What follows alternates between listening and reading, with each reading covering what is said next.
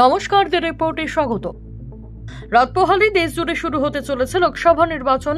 মোট 21টি রাজ্য এবং কেন্দ্রশাসিত অঞ্চল জুড়ে শতাধিক নির্বাচনী কেন্দ্রে ভোট গ্রহণ হবে। পশ্চিমবঙ্গে লোকসভা ভোট শুরু হতে চলেছে প্রথম দফা থেকেই।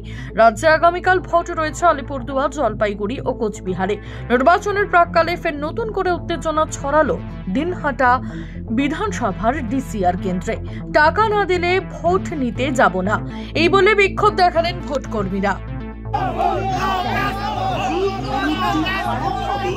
শুধুমাত্র সেই ইউনিটটি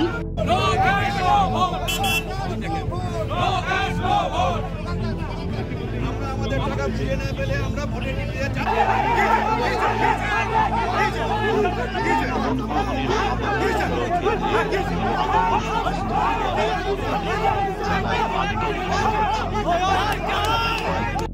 আমাদের টাকা বুঝে না পেলে আমরা ভোটে নিতে যাচ্ছি না, যাবো না।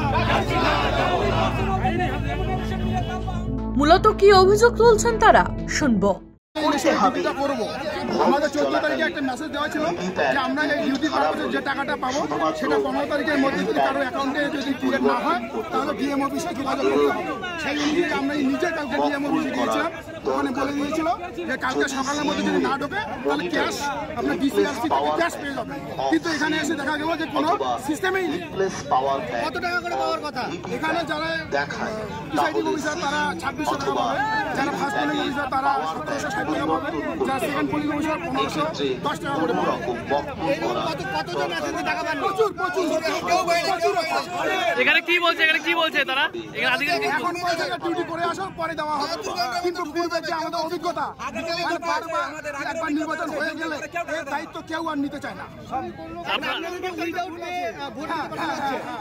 এখন আপনাদের মূল দাবি কি? মূল দাবি আমাদের ক্যাশ বুঝাই দেবে, আমরা চলে যাবো।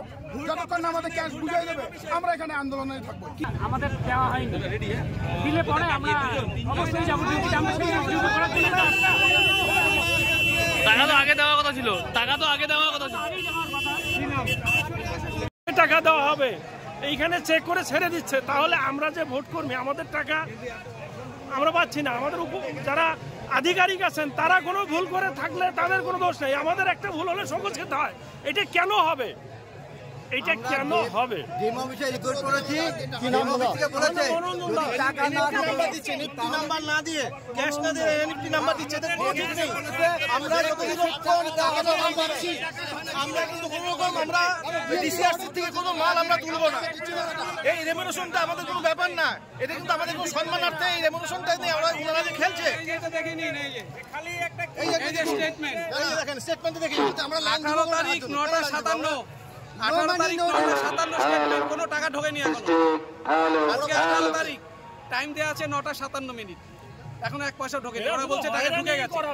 দেখে নিন ভালো করে, এই সমস্ত হ্যারাসমেন্ট কিসের জন্য? এটা আমরা সবিস্তার চাই। ইতিমধ্যেই শুরু হয়ে গিয়েছে প্রথম দফার নির্বাচনের প্রক্রিয়াকরণ। সমস্যা মিটিয়ে ডিসিআর সেন্টার থেকে নিজেদের মতো করে প্রয়োজনীয় ভোট সামগ্রী গুছিয়ে নিয়ে বুথ কেন্দ্রে রওনা দিচ্ছেন ভোটকর্মীরা। কোচবিহার জেলা প্রশাসন সূত্রে জানানো হয়েছে, প্রতিটি বুথ কেন্দ্রেই থাকছে পর্যাপ্ত পরিমাণে রাজ্য পুলিশ এবং কেন্দ্রীয় বাহিনীর জওয়ানরা। এছাড়াও কেন্দ্রীয় বাহিনী টহল দেবে লোকসভা কেন্দ্রের প্রতিটি এলাকায়। নিরাপত্তার বলয়ের মধ্যে থাকলেও নিজেদের কতটা সুরক্ষিত মনে করছেন ভোটকর্মীরা, শুনবো। বাহিনী যদি থাকে তাহলে তো অবশ্যই মনে একটা আলাদা জোর আছে। সেক্ষেত্রে যেমন পঞ্চায়েত ভোটে কেন্দ্রীয় বাহিনী সবসময় থাকে না, হ্যাঁ, তো পর্যাপ্ত সুরক্ষার অভাবে আমাদের একটু নিরাপত্তার অভাব বোধ হয়। তো এখন অনেকটাই স্বস্তি বোধ হচ্ছে। যদি পুলিশ স্টেশনে গিয়ে দেখা যায় সঠিক নিরাপত্তার ব্যবস্থা যেমন প্রমিস করা হচ্ছে, কেন্দ্রীয় বাহিনী থাকবে, সেরকম থাকলে তো আমরা নির্ভয়ে परिचालित है तो कंफर्टेबल है। अभी तो बूथ में जाने के बाद ही पता चलेगा, तो अभी आपको पहले से थोड़ी ना पता चलेगा। आप कौन सी बूथ में है अभी? अभी तो हम नटाबाड़ी के अंदर।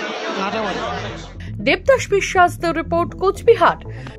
সমস্ত খবরের আপডেট পেতে লাইক করে সাবস্ক্রাইব করুন দ্য রিপোর্ট চ্যানেলটি। সেই সঙ্গে বেল বাটন প্রেস করতে ভুলবেন না। আপনাদের একটা সাবস্ক্রিপশন আমাদের জন্য অত্যন্ত মূল্যবান। জয় হিন্দ।